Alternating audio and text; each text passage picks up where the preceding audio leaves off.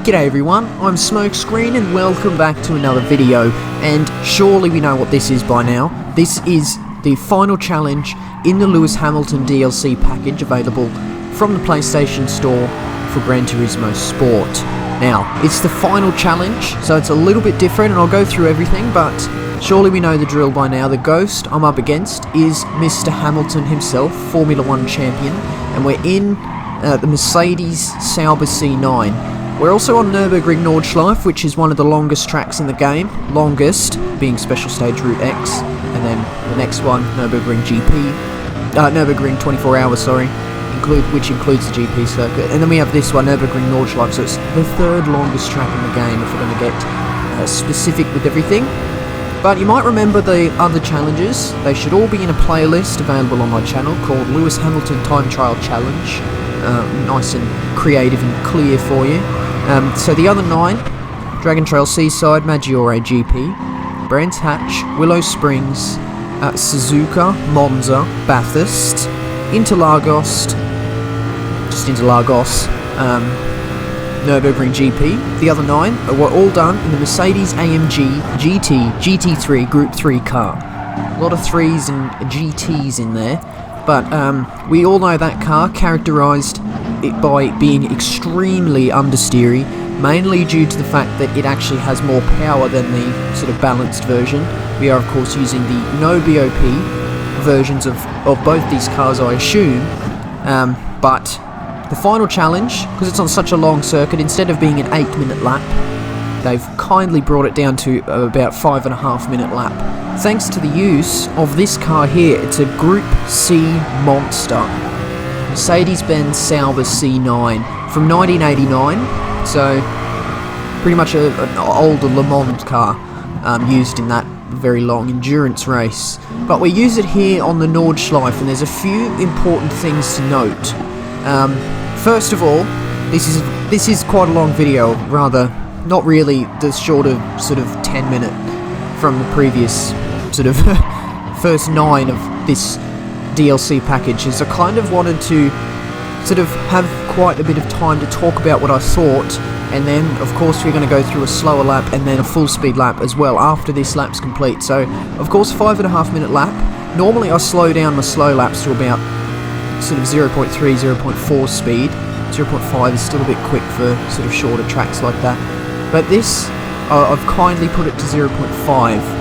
So it's a little bit quicker. It's going to be quite a fast-paced commentary video, so I hope you can keep up. Hopefully that means it's engaging at least. But yeah, while this first lap's completing, of course you can have a look, your first look at the lap, while I talk about everything to do with this. So the Sauber C9, of course, it's in Group 1, balances out to match the other Group 1 cars, but it is in Group 1 in the game, and it's extremely low to the ground, so there's a couple of points you want to note. Nürburgring Nordschleife, very bumpy circuit, as you might well have noticed by now. You see the car bouncing all on top of the road, bumps everywhere, understeering. Massive high curbs is another thing to note. The curbs on the edge of the track sort of jut right up into the air, so mainly when you're going through flowing S's, you actually don't want to touch the curbs because it throws the car up into the air and unsettles the car, and then you don't quite get sort of the smooth, fast run which this game rewards. So you see through that S's section there, I didn't really take much curb at all. I might take a little bit of curb here and there, mainly due to a mistake, or sort of exploiting where you can kind of cut the track, especially in the first sector. It's quite important, and we'll go through that of course in the slow lap. One more thing to note: Lewis Hamilton's lap here isn't actually that spectacular. It's quick, but it's not like I honestly believe most people could beat it as long as you can put in just a clean lap. Is really all you need to do. And look, the top times were like 5:27, like 13 seconds faster than Mr. Hamilton, so it is a very beatable lap. I mean, I reckon the more of the challenge here is controlling the car and just getting it dialed in with the circuit. That's more of the challenge than actually beating his time. Of course, Willow Springs, for example, the challenge is beating his time there because he's extremely quick through there. But the main point here as well, one of the main points, Lewis Hamilton uses second gear in this car quite a lot. On the exit of sort of most of the corners through the twisty section we just finished after the carousel, and through the first sector, second gear as well, and then through like Metzgersfeld, Kallenhard, Versifine, all second gear he uses. Third gear is actually what you want to use on the exit of all the corners, as the car bogs down, yes, but it is much more stable. You can get to 100% throttle much more easily, doesn't oversteer nearly as much.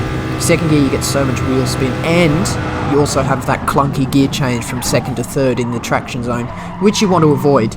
So with all that out of the way, we're going to round out the lap now. We're going to first see my time. Mr. Hamilton, he set a 5-minute 40.622. I come across the line with a 5:39.780. Wow. So not a massive margin, a little under a second I beat him by, about 8/10 around about.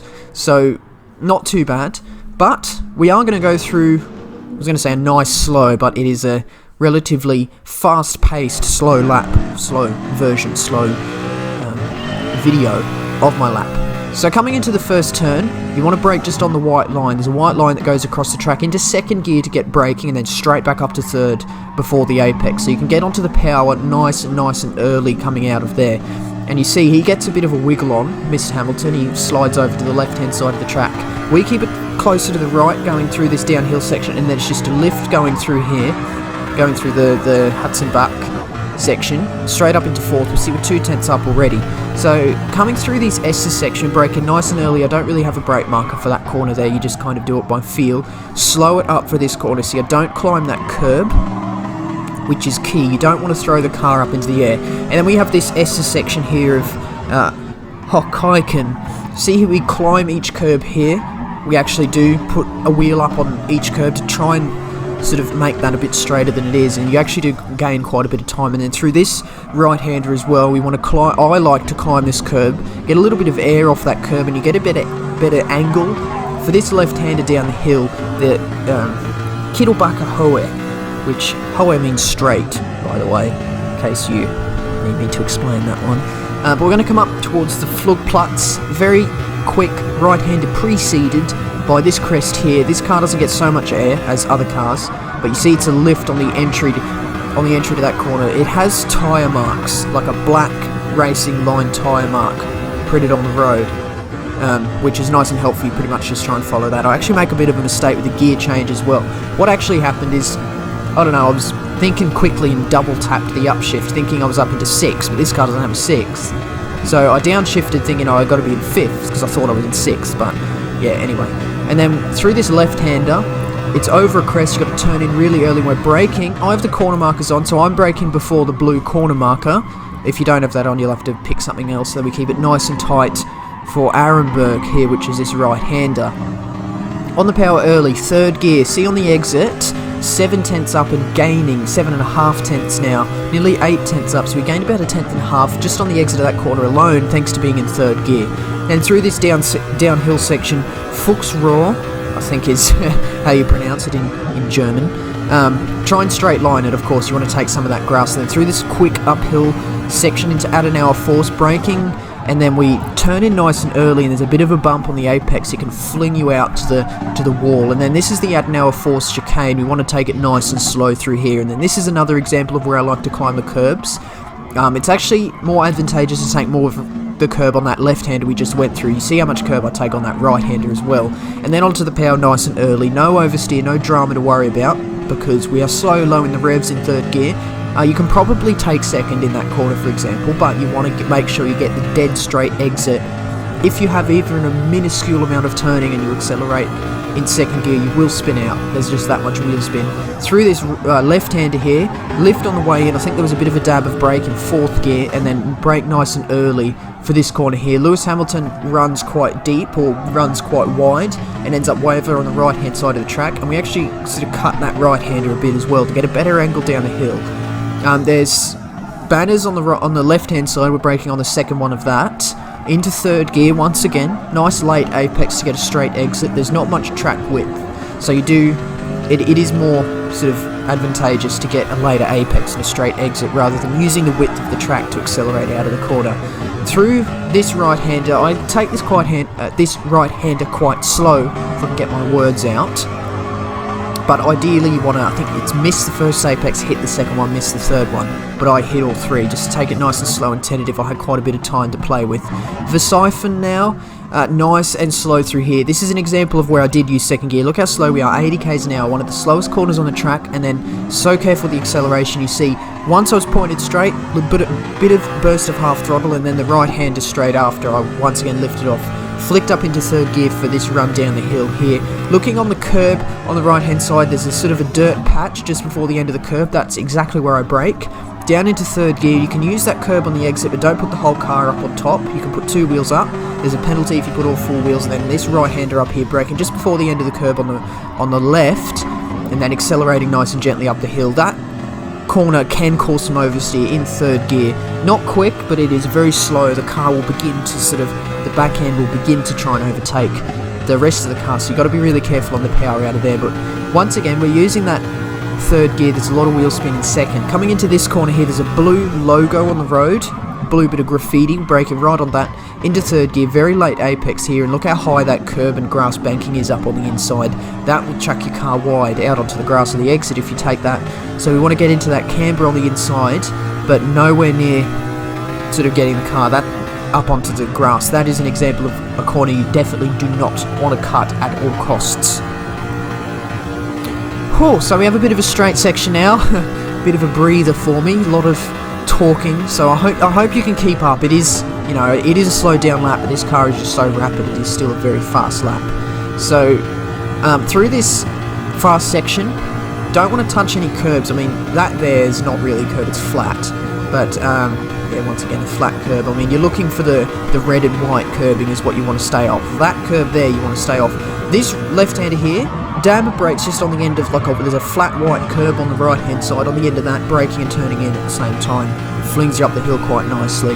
Now we're coming into the one of the slower sections. A little bit of a lift through this right-hander I like to do to keep the car stable. Now you're looking down on the road, there's a red bit of writing, graffiti on the road. I'm braking right on that into third gear. You can probably brake a little bit more than I did. You see I'm running wide through that mid part of the corner, but I managed to bring it back for the late apex thanks to the shape of that corner there called Style Streck, apparently.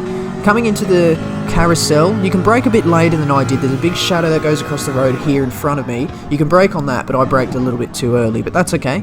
See, I actually flick up to traction control 2 as well. There was no traction control throughout the first half of the lap, as this banking here, I don't know, I was really struggling with trying to get the car out of here. I needed second gear and I was just spinning out throughout all my practice runs. So I thought, I'll just flick up to TCS 2 for that, just that one corner, and straight back down to 0. I don't want any further inhibition through this very twisty couple of sectors coming up. So I'm 1.5 seconds up at this point, so the next two sectors actually aren't that great for me, to be honest. You see we turn in nice and early for this uphill left-hander into a right-hander, and then we got another sort of a very slow section coming up compared to the rest of the track. Third gear once again. See, we're nice and close to that inside apex, and we've got a bit of a downhill run, sort of shallow S's second, or not really S's, is it? Coming through here, dab of brakes once again, keeping it in third gear. This is all third gear stuff. I think Lewis Hamilton takes quite a bit of this in second gear. You can see I'm gaining on quite a bit. I actually run a bit wide, I turn in a bit too late for that right hand there, but you see we don't want to touch that grass on the exit. You can spin out quite easily. There's a bit of a dip on the entry to this right-hander as well. You can use that to slow the car up. I actually run quite wide here, nearly sort of put all four wheels on the grass, so I'd imagine if I did that, that would be a penalty. I kept my two right-hand side wheels on that sort of flat white curb, which I think saved me, but I did drop 2/10 there. Don't brake quite as much as I need to for that. You see how wide I run and how late I get onto the power. Not ideal, but once again, I did have quite a bit of time up on him, about 1.3 seconds. I'd actually gained coming out of that corner as well. And then quite a similar story for this corner as well. I run quite wide up onto that curb. Ice curve now. It's got negative camber on the exit, so you can really slide out into that grass there. You see I take it quite tentative through there. Not much acceleration until I'm definitely pointed where I want to go. Flat out section through these S's now. See, they're quite shallow S's, but the track is so narrow and it's so bumpy, really on the limit as well. Just before the dip, on the brakes, so you're on full brakes going down the dip, maximum braking, 2.1 seconds up at this point, bit of a lift on the apex of that right-hander, not ideal, and then this left-hander here, another little bit of a lift so I don't fling off into that barrier, and then look how bumpy this section is, flying downhill, this is flat out, this right-hander here, climbing that curb a little bit, you actually don't want to do that, but I was okay in that particular instance. Now you just want to meet each apex. I mean, look how quick this section is. I know it's slowed down, but it's just like 300 k's an hour through there. It's absolutely ridiculous. This right-hander here, turning in, there's like a shallow apex before the main apex. That's where I was braking. And then for this corner here, turn in. You actually want to be way over onto the right-hand side of the track on the entry, and then brake quite a bit earlier. And you see I'm up onto that curb on the exit, and then the Klein's carousel, I drop quite a bit of time on the exit. Up here I take just too much speed in, you see I fling out of the carousel a little bit too early, and I'm way over on the right hand side of the track, and I'm trying to get onto the power. I was in the wrong gear as well, got that all sorts of wrong, so I dropped quite a bit of time there. I was 2 seconds up at one point halfway through that twisty sector, and now I'm about 1.1 seconds. Then coming through Galgenkopf, before the main straight, you want to get this corner right, and I actually don't get it right at all. I ran a bit too wide on sort of the first bit, and I had to brake a little bit, and that just lost me a lot of momentum down the straight, which is not ideal, really, of course. Massive straight here, how long is it? 2.135 kilometers, so 2,135 meters down the straight. Doesn't feel that long at all in this car, as we're approaching 360 kilometers an hour by the end of the straight. Absolutely ridiculous speeds. But overall the lap went fine. The previous two sectors, that twisty bit after the carousel, I can definitely improve, but I mainly get through there. Okay, I got through there adequately enough to beat the time. So of course, massive disclaimer, this is not a perfect lap. If you want a perfect lap, you want to look at the top time. You don't want to look at Smokescreen videos, because I am showing you enough to beat the time. Coming into this section now, the Tiergarten section, very fast down here. You're looking at the curb on the right-hand side, braking just before the end of that. It comes up so quickly, you're going 350 kilometers an hour. Full brakes right onto the apex of this right-hander of Horn Rain, and then nice and slow out of here. We actually run a little bit deep as well. You see we drop about 4/10 on the exit, and then through the final corner, using that bit of apron on the right-hand side to get a better sort of slingshot angle through the final corner. Third gear on the exit. Lewis Hamilton obviously used second to see how much time we gain. And that, my friends, is a 5:39.780. We're going to go through one more lap at full speed now, so take a nice deep breath. It's going to be some quick commentary here. So hopefully you can keep up. Hopefully this helps you. I'm going to show you a full speed lap of Nürburgring Nordschleife in the Mercedes Sauber Group C car, absolutely rapid machine. Coming into turn 1, we're going to be braking just on the white line, just across the road, down into second gear, immediately up to third, to get onto the power nice and early, coming down the hill. Keep it over to the right hand side, you see Lewis Hamilton moves aggressively over to the left, flying down the hill, a little bit of a lift off the throttle, and then straight back on. We're 2/10 up at this point. Coming into the flying S's, braking nice and early, meet each apex. You don't want to climb the curbs on those two corners, and these S's after. You do want to climb the curbs a little bit to sort of cut the corners a little bit more than you'd like to, or a little bit more to get better angle, straight line through there. Climb that curb there, I like to do, so we get a nice angle going down that flying left-hander down into the hill, up towards the Flugplatz section, up over the crest. The car doesn't really lift, you can go flat out through there, and then we're following the tyre marks left on the road. We want to get a nice smooth run through that right-hander there, a little bit of a lift on the entry. Flying through here, it looks fast-forwarded. And then we're coming up to the flying left-hander over a crest, turning nice and early. There's a white flag on the outside of the track. We're using that, and then braking just before the corner marker into the what's it called, Arenberg. Third gear on the exit. You see how much time we gain, and we're going to go flying downhill into the valley here. See, it's sort of shallow S's. We just touch each apex, but don't want to climb the curbs. You don't want to unsettle the car. And then coming into the Adenauer Force chicane, braking just on the uphill, massive bump on the apex, and then slowing right down. You want to take more of the grass on this left-hander here, and then you see how much curb I take on the right-hander as well. So that gets a nice exit. You can probably take second gear on the exit as well, but I choose to take third. Coming into Metzgersfeld now, this is the fast left-hander, a little bit of a brake. Don't change gear. And then braking on the end of the sort of flat white curb. Lewis Hamilton runs deep there, so you can get a good run down this hill here. Braking on the last flag on the left-hand side. Third gear, late apex. There's no track width to get the run out of the corner, so you've got to go for the late apex instead. flying down here. This corner I take quite slow, but you want to miss the first apex, hit the second one, miss the third one to get a nice smooth racing line through there. Versailles for now, one of the slowest parts of the track. I use second gear, slow it right up, and then onto the power momentarily as I'm pointing straight, and then as soon as I'm turning right, lift off the throttle, change into third, braking just on the end of the curb there, turning left. Don't want to get all four wheels up into that platform curb. You will get a penalty. Right-hander uphill, a little bit of oversteer prone in that corner, so you get a nice smooth progression onto the throttle as well, so you don't get that oversteer on the exit. Coming into here, there's a blue logo on the road. We're just braking on that into third gear. Nice late apex, very steep banking up on the inside of that corner, so you don't want to touch the curb or the grass. And we finally have a break, a nice straight section. So we don't want to be touching grass through here. The car can sort of move around and spin a bit on you if you begin to touch the grass. You see, we're actually 2 seconds up at this point.